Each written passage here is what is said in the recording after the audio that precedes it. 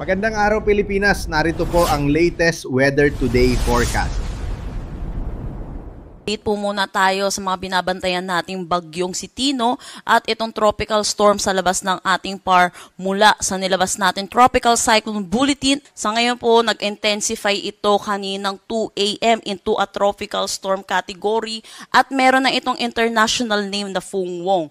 Ito'y huling namataan sa layong 1,715 kilometers east ng northeastern Mindanao at may taglay na lakas na hangin na 65 kilometers per hour at pagbugso na umaabot ng 80 kilometers per hour. Ito'y kumikilos northwestward sa bilis na 20 kilometers per hour.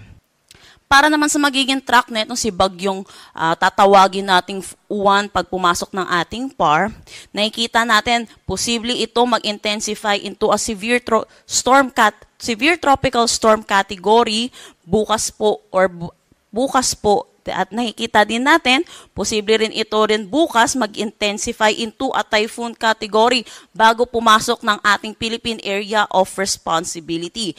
At dito, makikita na ito'y mag-i-intensify pa. Ito a super typhoon category bago mag-landfall na posible dito sa may northern or central Luzon.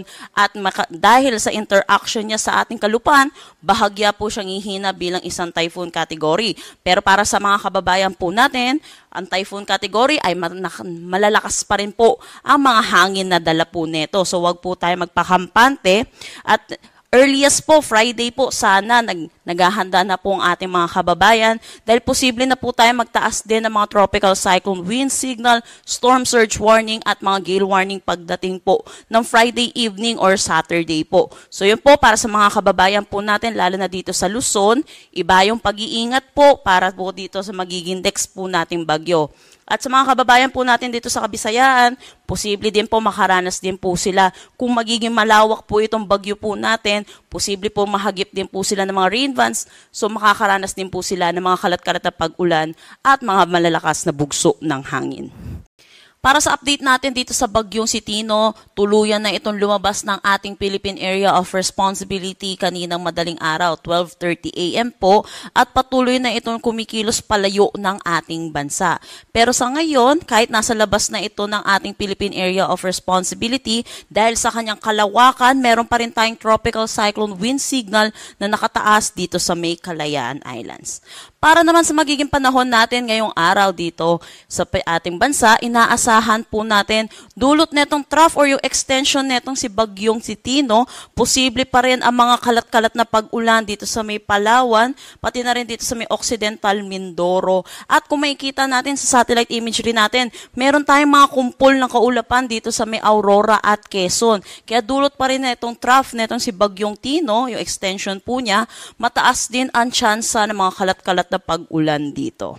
Para naman dito sa may Batanes, dulot ng northeast monsoon or amihan, posible po makaranas sila ng maulap na papawirin na may mga pag-ulan. Makikita din natin dito sa ating satellite imagery, meron po tayong mga kumpul ng kaulapan dito na nakatapat sa may Cagayan, kaya inaasahan natin dito sa Cagayan, makakaranas din sila ng maulap na papawirin na may mga kalat-kalat na pag-ulan, dulot ito ng shear line. Para naman dito sa Metro Manila at malaking bahagi ng Visayas at Mindanao, makakaranas naman po tayo na maaliwalas na panahon, pero asahan din po natin yung mga localized thunderstorm pagdating sa hapon at sa gabi. Sa ngayon, wala pa naman pong direktang epekto itong bagyo sa labas ng ating Philippine Area of Responsibility. Para naman sa track netong si bagyong Tino, patuloy na nga po itong lumalayo ng ating bansa at napatungo na ito sa Vietnam. Pero nananatili pa rin naman po siya sa typhoon category. At dahil nga po sa lawak niya, meron pa rin tayong tropical cyclone wind signal number 1 dito sa may Kalayaan Islands. Pero habang papalayo ito ng ating bansa, posible na rin po tayo mag-lift or mag-alis na rin ng tropical cyclone wind signal ngayong araw.